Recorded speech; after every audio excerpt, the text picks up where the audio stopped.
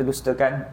Kita duduk di bumi Malaysia yang sangat bertuah kerana Allah Ta'ala beri nikmat kemerdekaan yang kalau kita rasa malas nak sembahyang, kita rasa subhanallah, Allah Ta'ala jadikan kita ada nikmat surau, masjid yang ada aircon, yang ada air kondusif. Allah, kalau nak dibanding di Palestin, tuan-tuan, tak mampu kesusahan tu nak diungkap dengan kata-kata. Allah Ta'ala bagi tempat tinggal. Tuan-tuan tahu di sana sebanyak 233,000 rumah telah pun musnah. Bukan 233 biji rumah, 233,000 rumah. Kalau tuan-tuan kali dengan 5 orang isi rumah, tuan-tuan akan dapat 1 juta lebih telah kehilangan tempat tinggal. Tidur di kaki lima. Ini dia. Sekolah dah habis dah. 266 buah sekolah telah pun musnah. Ini dia. Berapa kematian? 50 hari dianggarkan 15,000 kematian.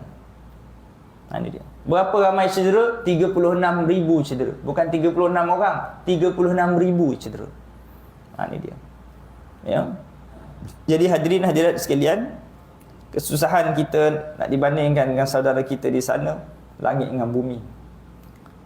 Mereka kalau cedera kat mana? Tangan, potong terus. Tak ada alat-alat nak rawat apa semua. Cedera hancur kat kaki, potong terus. Jalannya potong je. Dia tak ada nak jahit-jahit ke, tak ada. Alatan kurang. Balik rumah, infection. Ya. Sebab mereka tak ada ubat-ubatan yang mencukupi. Ya. Jadi tuan-tuan, kita sakit, ada hospital. Mereka pergi hospital kena bom. Sihat, kena tembak. Tak ada tempat yang selamat. Mana-mana ada risiko boleh jatuhnya bom. Bom fosforus beribu-ribu dah dijatuhkan di Gaza. Yang kecil 360 km persegi. Bom fosforus ni kalau kena melecuk badan. Dan dia punya parut tu kekal sampai mati. Ujian orang kat sana, tuan-tuan. Ya. Oleh kerana bunyi kita sembahyang hari raya, main mercun, kita dah terperanjat tok imam terperanjat tu. Itu macam apa? Ni bom, tuan-tuan. Satu hari 1,000 biji bom jatuh. Tak tahu nak cakap macam mana ibu-ibu mengandung terperanjat sampai terberanak. Sungguh, begitu banyak bayi pramatang kat sana. Ibu-ibu terkejut. Bayi pramatang ni maknanya tak cukup bulan. Yang perlu oksigen. Tetapi oleh kerana tidak ada elektrik, maka ramailah bayi pramatang yang meninggal dunia di sana. Tidak dapat diselamatkan. Ini dia, tuan-tuan. Yang terbaru, askar masuk dekat dalam hospital, menghalau semua jururawat dan juga pesakit. Tengah sakit-sakit dihalau. Dengan jururawat kena halau. Ini dia. Allahu Akbar. Hasbunallahu wa ni'mal wakil. Ya. Allah Ta'ala berikan kesusahan. Adakah orang kat sana susah, tuan-tuan? Tidak. Mereka bila mana dipanggil untuk pengecaman mayat, ambil rambut, bau rambut, ni ke anak dia. Bila tahu anak dia seronok, menangis bukan sebab sedih, menangis sebab gembira. Syuhada, syuhada. Ada seorang ayah, dia peluk anak dia, anak perempuan dia. Dia kata, wahai anakku, jangan lupa kamu kirim salam kepada junjungan besar baginda Rasulullah sallallahu alaihi wasallam. Aku terlalu rindu kepadanya. Tolong kirim salam. Sampaikan salam aku kepada junjungan besar baginda Rasulullah. Aku terlalu rindu, cakap aku terlalu rindu, terlalu cinta kepadanya. Melebihi cinta, ya, seluruhnya, seisi dunia dan segala-galanya. Ini dia. Hebat. Tanpa menitik air mata.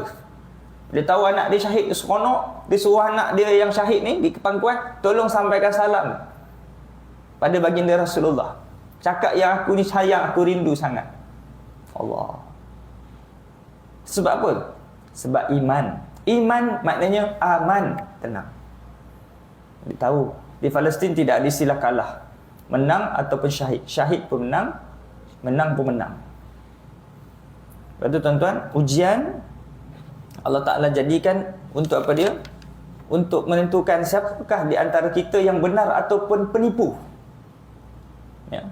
Tak kala mana umat Islam diratah, satu hari 1,000 mati, bagaimana orang sekeliling tengok? Adakah kita post gambar kita jalan-jalan, kita seronok-seronok, ataupun kita menzahirkan rasa sedih ini dengan memberi sumbangan di media sosial kita hari-hari, kita menunjukkan kezaliman-kezaliman supaya memberi kefahaman pada masyarakat, supaya sedar kezaliman ini berlaku. Sama-sama kita menghantarkan doa, ya. Adakah kita mengambil inisiatif untuk memboikot, melemahkan ekonomi mereka, ataupun kita beralasan? Allah Ta'ala ni, Allah Ta'ala sebut dalam Al-Quran, dalam surah Al-Ankabut, A'udzubillahi minasyaitanirrajim, Alif Lam Mim, ahasiban nasu ayyutraku ayyakulu amanna wa hum la yuftanun. Adakah kamu menyangka kami membiarkan kamu untuk berkata sesungguhnya kami beriman kepada Allah, ya, sedangkan kamu belum lagi diuji oleh Allah. Walaqad fatanna alladhina min qablihim falaya'lamannal kadhibin. Sesungguhnya telah diuji orang-orang sebelum kamu dan kami tahulah siapa pembohong. Allah Ta'ala tahu. Bila mana ujian tu datang, Allah Ta'ala tahu orang ni betul ke tak betul ni. Ketika mana saudara mara ni kena bunuh satu hari 1000 orang ni, betul tak iman kita ni? Adakah kita menjadi penonton? Adakah kita ada sensitivity? Adakah kita boleh tidur malam? Adakah kita boleh seronok-seronok? Ataupun kita rasa penuh empati dan simpati? Ataupun kita masih lagi memikirkan kita punya tembolok kita? Ini dia. Negara-negara luar, Palestin sangat marah. Mana-mana negara yang menjalinkan hubungan dengan Amerika, dengan pihak Israel, ya. Macam mana negara-negara Islam boleh berjabat tangan meletakkan kedutaan-kedutaan mereka di negara-negara umat Islam, ya. Sedangkan tak ada rasa bersalah ke? Beribu-ribu dah mati dah ni, kemudian mengadakan jalinan atas dasar ekonomi. Ini dia. Sehingga menormalisasi apa yang berlaku pada saat ini, ya. Jadi hadirin sekalian, ujian ni Allah Ta'ala nak tengok siapakah yang benar, siapakah yang penipu, imannya. Jadi tuan-tuan, ujian ni Allah Ta'ala jadikan nikmat kepada orang beriman. Orang beriman dapat pahala syahid, orang beriman dapat pahala baca kunut nazilah, dapat pahala sedekah, dapat pahala boikot, dapat pahala rasa empati dan simpati, dapat banyak pahala yang Allah Ta'ala berikan. Ini dia. Manakala orang yang tidak beriman, maka paling rugi, kerana ketika mana ujian mereka diharamkan pahala. Patutnya ujian ni dapat pahala, tapi bila diuji dia tak dapat pahala. Allahu Akbar. Baik, seterusnya Al-Hasan Al-Basri berkata, tersebut dalam Taurah 5 kalimah. Al-ghunyutu fil qana'ah was-salamah fil uzlah wal hurriyah fi rafdi syahawat wal mahabbah fi tarkir raghbah wat tamattu'u fi ayyamin tawilatin bis sabri fi ayyamin qalilatin. Kekayaan itu dalam qanaah, yakni terima dan tidak tamak. Kaya ni apa? Kaya ni bila mana kita ada rasa cukup. Tuan-tuan, kaya bukan duit banyak, bukan rumah besar. Tuan-tuan, biasa kalau kita tengok kaya tu bila ada rumah besar, kereta besar. Kaya ni orang yang bila dia ada rasa cukup. Cukup-cukup lah. Sampai sembahyang, kita sembahyang lah. Kerja banyak mana pun tak habis. Duit banyak mana pun tak cukup. Haji gaji 4 juta kan? Cukup tak? Tak cukup ustaz. Kenapa tak cukup? Banyak tunggakan helikopter. Berapa biji helikopter? 40 biji. Cukup tak? Banyak mana tak cukup?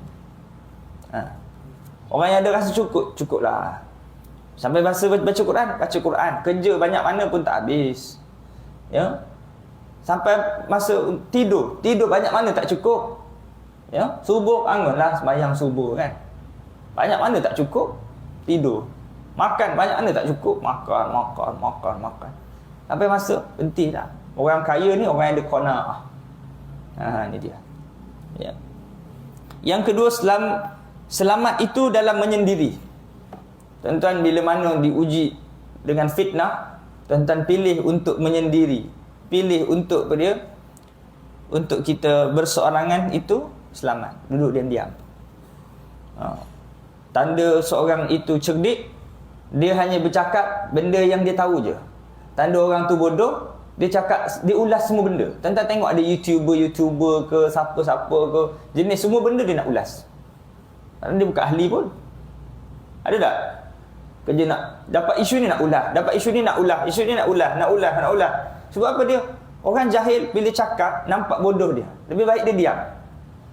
Bila diam orang tak tahu dia bodoh. Tapi bila dia bercakap, tahu bodoh dia tu. Sebab orang alim dia tahu 1 tambah 1 2. Betul tak? Bila budak-budak kan, 1 tambah 1 3. Tu dia. Orang alim tahu apa 1 sampai 1 3. Macam tu. Ya. Jadi bila mana semua benda kita nak ulas, tu tanda kebodohan seseorang. Tanda orang alim, ya, dia hanya bercakap yang dia perlu saja. Allahumma salli alaihi wasallam. Yang ketiga, merdeka itu di dalam meninggalkan syahwat.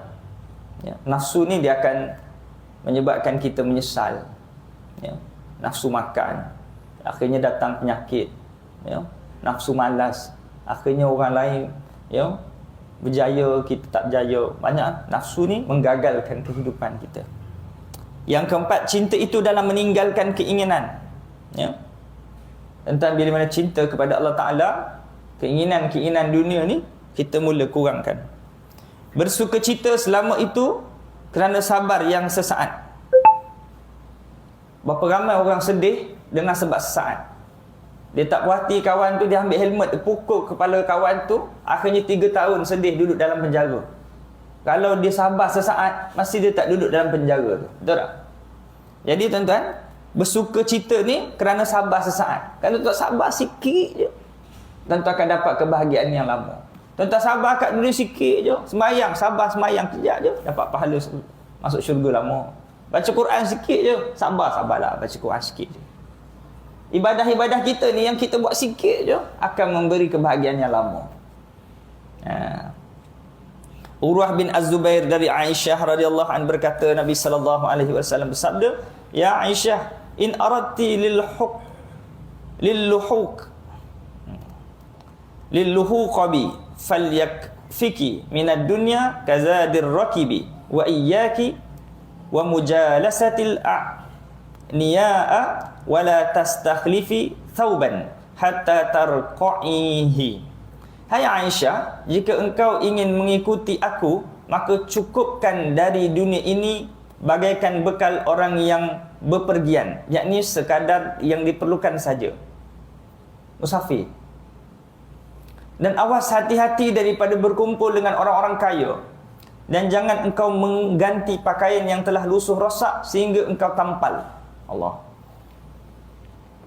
Kata baginda Rasulullah SAW, "Wahai Aisyah, kalau nak ikut aku, maka cukuplah dari dunia ini bagaikan orang yang musafir." Tuan-tuan musafir nak bawa semua, bawa pitais tak? Ya, tuan-tuan nak pergi Langkawi, pergi Terengganu, bawa pitais, bawa tongges.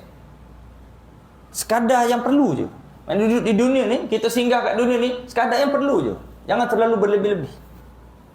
Kita akan selamat. Yang kedua, berhati-hati bila berkumpul dengan orang kaya. Bila tuan-tuan duduk dengan orang kaya, dia akan cerita aset dia gini-gini, rumah dia 4 biji, jadi helikopter. Ya, berhati-hati. Tuan-tuan mula rasa, Allah, kenapa Allah Ta'ala bagi aku gini?